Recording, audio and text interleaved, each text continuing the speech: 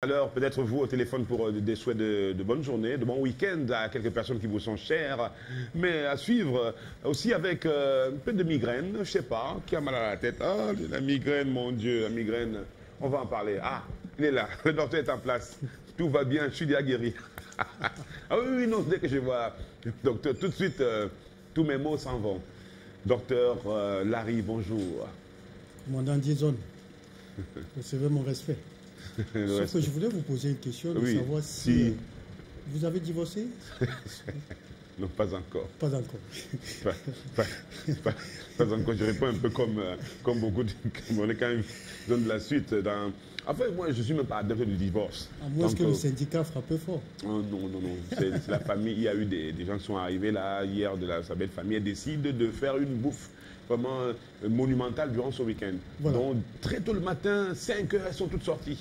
Okay. Ils ont tous justement entendu comment le portail se refermait. Elles sont parties toutes pour faire des achats. Il paraît que ce week-end, ça va être vraiment intéressant à la maison. Donc, si vous avez le temps, passez quand même. Ah, ça, j'y passerai. Donc, c'est un plaisir. Si on n'a pas la migraine, ce sera parfait. Ce sera parfait. Mais docteur, c'est quoi la migraine même au fait? Voilà, la migraine, on parle souvent de sang indigène, parce qu'il y a migraine, il y a les maux de tête, il y a... Voilà, justement, pour ne pas confondre, justement. Oui. Il faut dire que c'est une pathologie qui existe bien et bien, la migraine. Et on a souvent entendu ou encore pensé que c'était une pathologie purement, je voulais dire, européenne, que c'est l'histoire des Blancs. Oui. Mais il faut dire que tout le monde est concerné. Même des Africains sont concernés. La migraine. Alors, pour ne pas confondre justement avec des céphalées, parce que céphalée, ça peut être des symptômes d'une pathologie, du palu, d'une infection virale, ainsi de suite. Mais migraine, c'est une maladie. Mais comment établir? C'est une maladie, alors une maladie justement qui se caractérise bien évidemment, c'est-à-dire par une douleur de la tête, d'une manière modérée à sévère. Vous voyez, une intensité variable. Ça, c'est déjà ce qu'il faut retenir pour ce qui est de migraine. C'est une pathologie qui existe bien. Et beaucoup de gens sont concernés. Beaucoup plus des hommes, des femmes, des enfants, mais 3 fois plus des femmes que des hommes. D'accord. Voilà. Est-ce qu'on a la migraine ou bien on a les migraines? Les migraines. Ah, on dit pas que j'ai la migraine. Les migraines. Oui, parce qu'il faut dire qu'il en existe plusieurs types de migraines. D'accord. Menstruelles, ophtalmiques, médicamenteuses. C'est-à-dire, quand vous prenez des médicaments et que vous avez mal à la tête. C'est surprenant. Là, c'est des migraines. Migraines médicamenteuses. D'accord. Voilà. Ah. Menstruelles également. Menstruelles pour des femmes. Quand on parle de menstrues, c'est-à-dire pendant les règles, justement, qui précèdent, elles souffrent de migraines. Mais comment savoir que c'est une migraine et pas autre chose? Voilà. Justement, la particularité avec des céphalées, qui est symptôme, c'est que ici, les migraines, c'est d'un côté. Un côté. Ça sonne d'un côté. Ça sonne d'un côté, c'est vrai que... ça doit sonner là. Alors, ça sonne vraiment et sous forme, on dirait la palpitation. Quand vous avez la palpitation, vous voyez le cœur, voilà, c'est actuellement comme ça que ça sonne d'un côté. C'est vrai que chez certaines personnes, on découvre également des deux côtés pour sonner.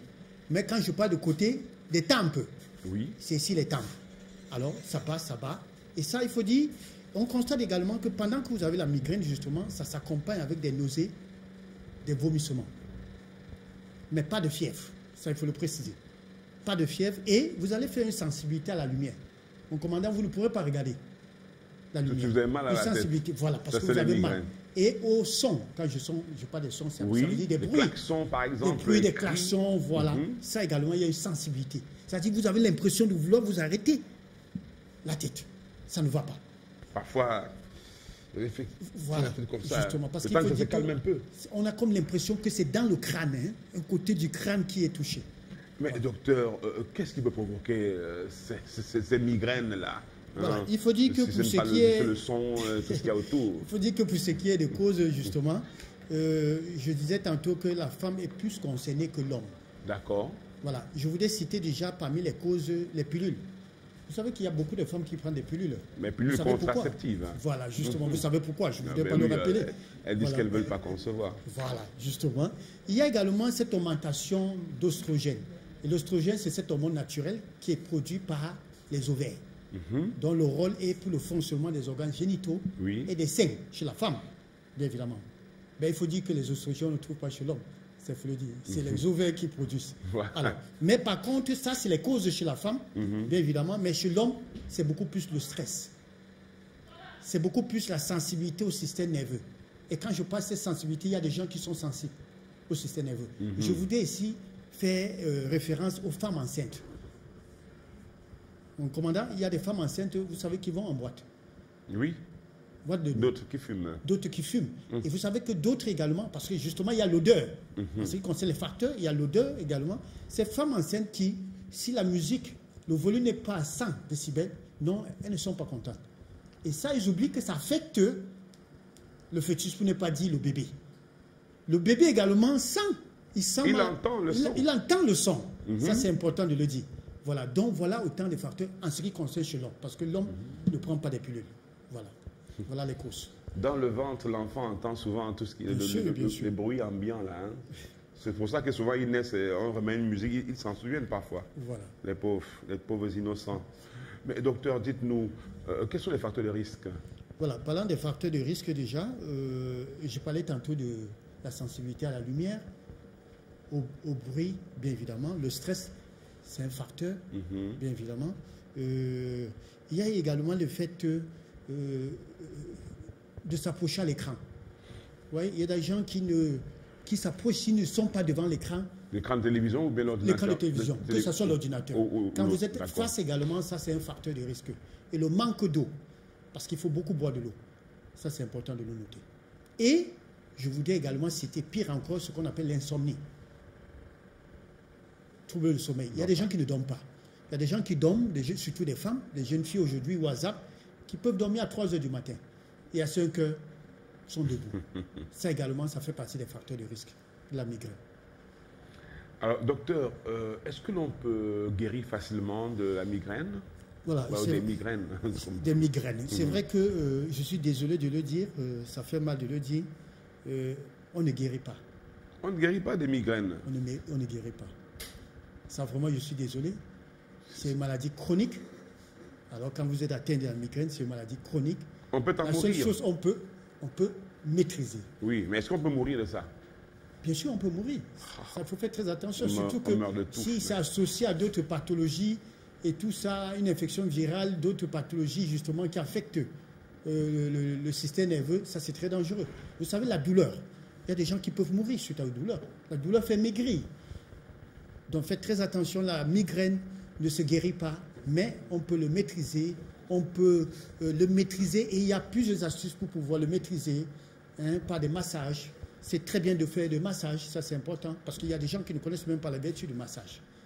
Notamment le massage facial, massage des tempes, ça c'est bien, ça relaxe, ça c'est très bien. Notamment la griothérapie. La griothérapie, c'est le massage à partir des glaces, les glaçons. Il ne s'agit pas de coller les glaçons sur la peau. Non. Faites très attention. Voilà. Donc les kinés, ils en savent quelque chose. On vous fait des massages et des bains froids également sont conseillés. C'est mieux chez les kinés, hein? Ouais, c'est mieux chez les kinés. Ou chez les massothérapeutes. Voilà, justement.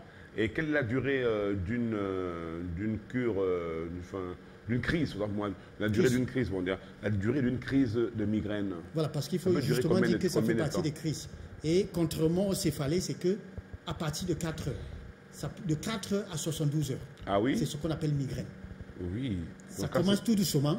Oui, ça évolue. Ça évolue, sévère, au point où quand vous prenez même certains antalgiques, je dis, ça ne résout pas le problème. C'est ce qu'on appelle la migraine. Est-ce que cela peut jouer sur les rapports sexuels, sur le sexe? Excusez-moi, je pose la question qu'aurait posée ma Dulcinée de tous les matins. Oui, voilà. elle vous aurait posé forcément cette question, et peut-être vous aussi, vous la posez à la maison. Mais est-ce que ça a un rapport? Quel est le rapport de migraine et sexe? Rapport direct, mon grand commandant. Et ça, je voudrais interpeller justement ces hommes-là à pouvoir accompagner ces dernières, ces femmes, ces partenaires, leurs conjointes, à pouvoir guérir, si je peux appeler ça guérir entre guillemets, de leur migraine. Voilà pourquoi vous allez souvent entendre des femmes dire « Chérie ou encore bébé, fais-moi l'amour parce que j'ai la migraine ». Ça se dit. Ça se dit, excusez-moi, c'est vrai, la réalisation est en train de rire, mais je dis, ça se dit, c'est une thérapie, mon commandant. En train de rire. Oui, c'est une thérapie, je vais vous expliquer pourquoi. Mais c'est intéressant, docteur, voilà. Justement. Il y a ce qu'on appelle l'endorphine, hormone naturelle, antidouleur. Oui. Je voudrais vous dire que production si et seulement si vous atteignez ce qu'on appelle l'orgasme. S'il n'y a pas d'orgasme, l'endorphine, vous ne pourrez pas le sécréter. Et pour pouvoir atteindre l'orgasme, mon grand commandant, c'est en faisant l'amour. Bon, faites l'amour à vos femmes qui ont de la migraine, vous verrez, seront soulagées, seront au 7e ciel. Elles seront heureuses. Chérie, j'ai la migraine, fais-moi l'amour. Fais-moi l'amour. Voilà. Il faut passer. Si elle vous pose des trucs comme ça, il faut le faire. Il faut le faire, il faut le faire. Ça fait partie d'une thérapie vraiment assez efficace. Ce n'est pas moi qui le dis, hein. C'est des éminents scientifiques qui le disent. Ça a été prouvé d'ailleurs. Vous êtes un éminent scientifique. Hein. Oh non. Vous le dites aussi. Donc, non, mais ça, je le confirme. Je peux le confirmer. Voilà. Donc, et elle peut guérir de ça, si c'est... Ça, vous connaissez les bienfaits, je ne dirais plus davantage, vous connaissez les bienfaits des rapports sexuels, ça vous en connaissez. Après, elle pourra trouver le sommeil enfin. Elle trouvera le sommeil, je crois qu'elle trouvera du plaisir, l'épanouissement, tout ce que ça comporte. Roméo, elle a toujours la migraine. Ça va aller un peu? Comment? Il y avait... Ça hallucinait avec un peu de migraine, mais il me dit que ça va aller un peu.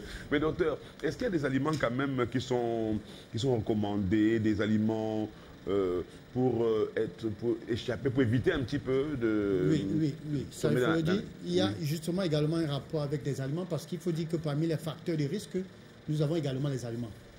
La malbouffe, s'il faut appeler ça. Ah, la malbouffe encore. Ça, vous le dites toujours encore. Oui, la malbouffe. Oui, parce que ça reviendra toujours. Voilà, toujours, parce que ça, il faut dire que pour vous qui êtes déjà sujet, voilà, j'allais oublier un autre point parce qu'il y a un facteur génétique. D'accord. Qui existe, hein. Il y a un facteur génétique. Certaines familles, les antécédents familiaux. Certaines familles où le père ou la maman a eu des migraines, ça peut se répercuter chez l'enfant. Ça peut être un homme, ça peut être une femme.